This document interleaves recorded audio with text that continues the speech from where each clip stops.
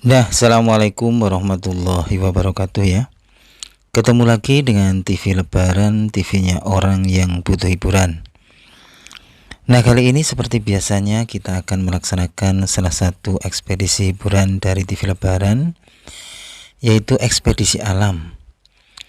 Biasanya ekspedisi alam ini kita lakukan di alam bebas ya, dengan cara mengunjungi tempat-tempat yang menarik atau tempat-tempat yang bikin terkesan bagi TV Lebaran. Kali ini kita akan mengunjungi sebuah tempat yang sangat menarik bagi TV Lebaran, yaitu tempat sebuah makam kuno yang berada di Kabupaten Kulon Progo. Makam ini bernama makam Kerkhof ya.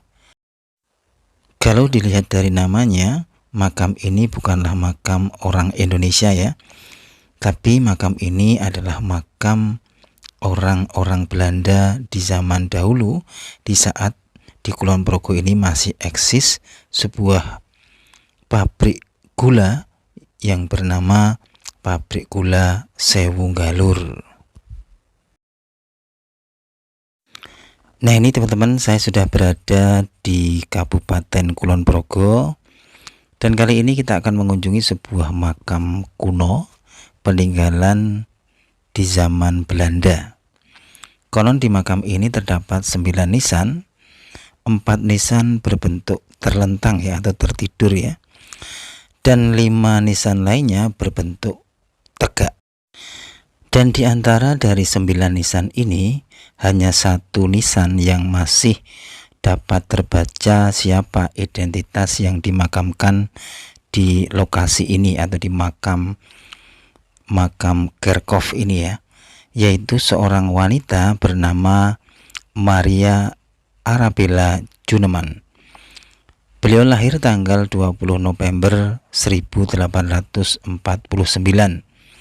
dan meninggal tanggal 25 Agustus 1883.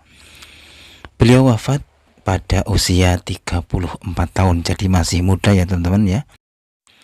Terus kok bisa para Belanda ini atau orang-orang Belanda ini kok bisa tinggal di sini ya teman-teman, atau kok dimakamkan di sini gitu ya. Jadi di sini itu pada zaman dahulu itu di sini terdapat sebuah pabrik gula yang besar teman-teman ya. Jadi mereka-mereka yang dimakamkan di sini tuh ibaratnya ya kayak mandurnya ya, atau mungkin ya penjaga-penjaga inti yang ditugaskan oleh Belanda. Jadi mereka ibaratnya ya kayak bosnya ya, atau mungkin kalau dalam pabrik itu ya mungkin supervisornya ya. Nah inilah teman-teman lokasi dari makam Kerkhof ya, makam peninggalan dari zaman Belanda.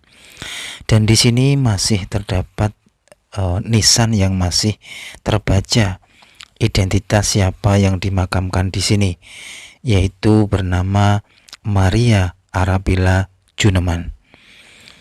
Beliau ini konon adalah istri dari seorang masinis ya. Jadi dari istri dari seorang masinis yang ditugaskan oleh Belanda di sini. Inilah teman-teman makamnya. Jadi di konon di sini tuh terdapat 9 nisan teman-teman ya. Tapi ya karena mungkin sudah tergerus oleh zaman, atau mungkin juga ada yang namanya sudah hilang dijarah ya untuk dijual, atau juga selebihnya mungkin rusak karena vandalisme ya. Jadi ya tersisa seperti ini teman-teman. Hanya ditemukan atau yang terlihat saat ini itu hanya beberapa yang masih terlihat masih utuh teman-teman ya. Nah ini nih teman-teman, kita akan langkah demi langkah, detik demi detik untuk mengekspedisi lokasi ini, yaitu makam peninggalan Belanda, sambil kita bayangkan bagaimana dahulu kala seorang Belanda yang rumahnya jauh di sana, jauh di seberang lautan sana, tapi mereka malah meninggal di sini teman-teman, jauh dari sanak saudara ya. Bagaimana kita bayangkan mereka yang jauh di seberang sungai wafat dan dimakamkan di lokasi ini yang jauh dari tempat asalnya. Nah ini teman-teman ya, saya masih mencari sisa-sisa dari keeksisan dari tempat ini atau lokasi ini ya. Nah ini teman-teman ya, ini kan tadi dikatakan bahwa di sini itu tersisa 9 nisan ya, yang 4 nisan itu berbentuk terlentang atau tertidur ya, yang seperti yang tadi saya review ya. Terus yang tinggal sisanya itu berbentuk tegak teman-teman. Nah ini teman-teman ya, kondisi dari makam Kerkhof, makam peninggalan orang Belanda. Nah ini yang berbentuk tegak ya teman-teman. Jadi ada satu yang masih terbaca siapa identitas yang dimakamkan di sini.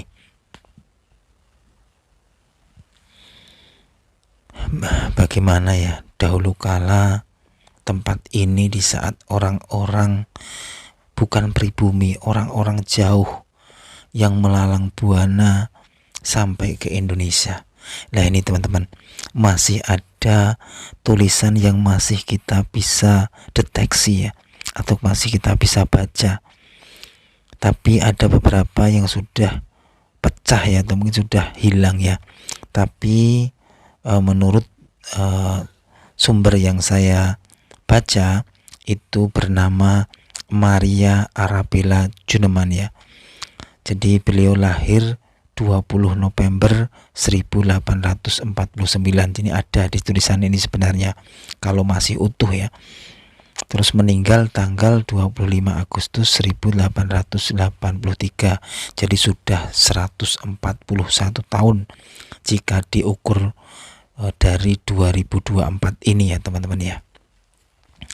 Dulu konon juga nisan-nisan yang ada di sini itu masih komplit tulisannya ya. Jadi tahu siapa saja yang dimakamkan di sini ya.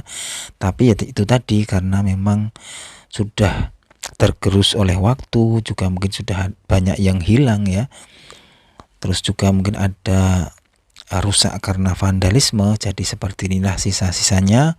Dan ini juga kayaknya juga tidak terurus ya, atau tidak ada yang mengurusi ya, atau mungkin juga masyarakat ini kan, masyarakat Indonesia itu ya tahu ya kalau Belanda itu adalah menjajah, jadi mungkin mereka ya ibaratnya ya masa kita ngurusin penjajah gitu ya, mungkin seperti itu.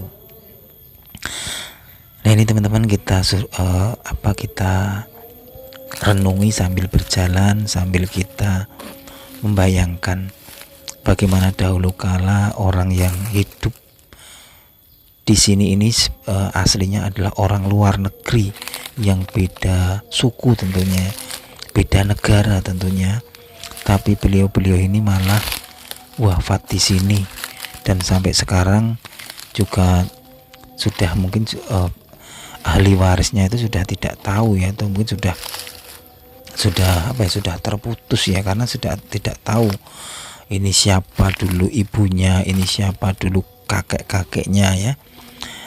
Dan di saat wafatnya dari istri dari seorang masinis ya, masinis NIS ya, NIS itu Nederland Indische Spoorweg ya, itu bacanya sih begitu.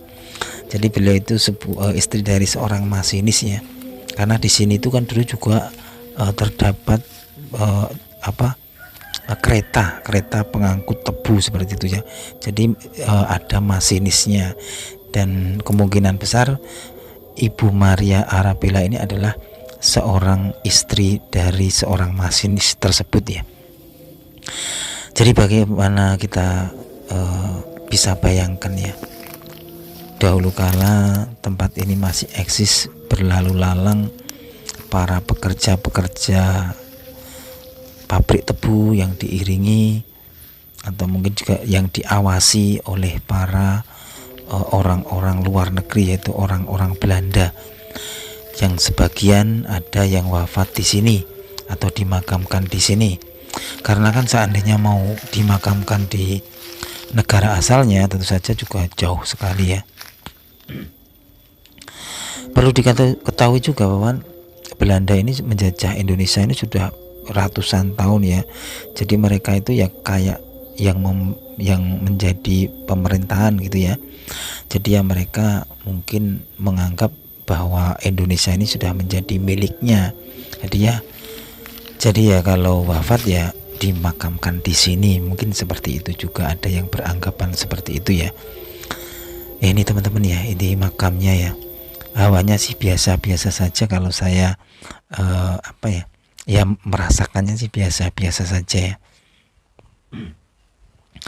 Dahulu kala ya ini nisan-nisannya ini masih komplit ya teman-teman ya. Tapi sekarang sudah ini sudah tinggal beberapa ini yang masih bisa terlihat ya.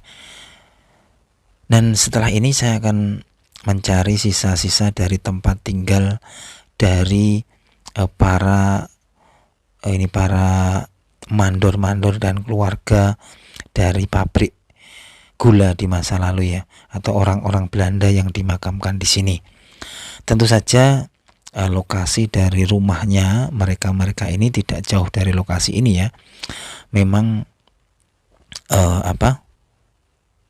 makam ini kan dikhususkan untuk orang-orang Belanda yang bertugas di pabrik gula, namanya adalah pabrik gula Sewu Galur ya teman-teman. Jadi pabrik gula ini namanya pabrik gula Sewu Galur teman-teman. Nah ini teman-teman, saya sudah memulai perjalanan untuk mengekspedisi, meneliti atau mencari jejak-jejak dari orang-orang Belanda yang ada di sini. Saya akan mencari rumah-rumahnya, rumah-rumah dinas dari mereka atau mandor-mandor dari pabrik gula Sewu Galur. Nah ini teman-teman ya, di posisi di kiri saya ini ada bangunan-bangunan besar ini adalah sisa-sisa dari peninggalan zaman Belanda atau rumah-rumah dari orang-orang Belanda yang bertugas di sini teman-teman ya. Bentuknya itu besar sekali ya, bercorak Eropa ya. Jadi memang rumahnya itu betul-betul mewah di zaman dahulu ya, dan sangat beda dengan rumah-rumah Jawa di sekitarnya. Jadi rumahnya itu besar sekali ya, rumahnya itu kuat sekali gitu loh. Nah ini teman-teman ya, di sini masih terdapat sisa-sisa saksi bisu dari keeksisan pabrik gula Sewu Galur. Lah ini teman-teman ya, konon pabriknya itu ada di sekitar sini teman-teman, dan rumah-rumah dari mandor-mandor atau masinis ya tadi, atau mungkin juga keluarga dari Maria Annabella Juneman itu juga ada di sini teman-teman. Jadi bagaimana kita bayangkan dulu keluarga seorang Belanda, ada anak-anaknya yang lucu, mungkin ada putra-putrinya, ada kakek neneknya, mereka di sini, mereka bermain di rumah ini, mereka berpetak umpet di sini ya. Juga mungkin para pekerja-pekerja tebu juga mungkin di sini, berkumpul di sini, mendengarkan arahan dari orang-orang Belanda ya. Karena orang Belanda ini kan mandornya ya, atau ya mungkin kalau dalam perusahaan ya bosnya. Jadi pabrik gula ini sebenarnya didirikan oleh EJOEO van der Broek dan RME Raff dalam bentuk PT pada tahun 1881. Mereka menyewa tanah dari bangsawan Pakualaman dengan nilai 200.000 gulden teman-teman. Jadi tanah ini adalah tanah sewa ya. Jadi memang benar ya, karena setelah kemerdekaan pun pemerintah itu juga dulu itu sering menyewa tanah-tanah rakyat untuk ditanami tebu teman-teman ya. Nah ini teman-teman ya, ini rumah, bekas-bekas rumah berjejer, ini benar-benar rumah yang peninggalan pada zaman Belanda teman-teman ya. Karena kita bisa lihat corak dari rumahnya itu kayak rumah Eropa gitu, jadi besar sekali ya, mewah pada zaman dahulu. Tentu di zaman itu orang-orang Jawa juga mungkin ya secara teknologi memang kita kalah ya, teknologi membangun, teknologi dalam peralatan ya. Jadi Terus saya lihat juga sih sebenarnya bangunan-bangunan ini itu sebenarnya yang membangun itu ada juga, atau mayoritas juga itu adalah tenaga-tenaga orang pribumi teman-teman ya, tapi mandornya atau mungkin ilmunya itu adalah orang Belanda. Nah ini teman-teman, saya juga akan mencari jejak-jejak saksi-saksi bisu lagi peninggalan Belanda di Galur Kulon Progo ya. Dan kali ini saya akan mencari sebuah pompa Belanda teman-teman ya. Ini saya carinya itu lewat Google ya teman-teman ya, lewat map, dan ini map itu menunjukkan di pertengahan sawah ini teman-teman. Sawahnya ini masih luas ya teman-teman ya. Jadi benar-benar dulu pantas saja kalau Belanda itu memilih di lokasi ini untuk menjadi tempat usaha tebu atau gula ya.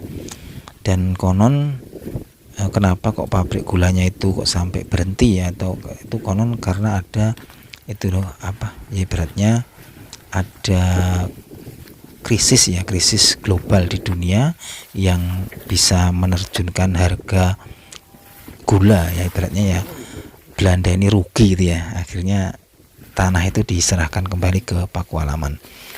Nah ini teman-teman, inilah jejak-jejak dari bangunan yang konon di sini tuh dahulu kala terdapat sebuah pompa Belanda.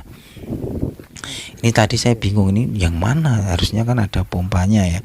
Ternyata di sini tuh hanya ada jejak tempat atau jejak bangunan tempat pompanya itu ya. Jadi hanya bangunan-bangunan pondasi ya, atau mungkin alas ya ini di sini ya. Jadi bentuknya itu nggak besar atau kecil ya, tapi di sini saya merasakan kesejukan, saya merasakan kenyamanan ya. Apalagi di sini kita itu sambil ngopi-ngopi ya, atau sambil makan makanan ringan ya. Karena di sini tuh anginnya sangat kenceng tapi sejuk ya. Karena di sini masih banyak pepohonan, juga banyak tanaman-tanaman padi yang belum dipanen teman-teman ya.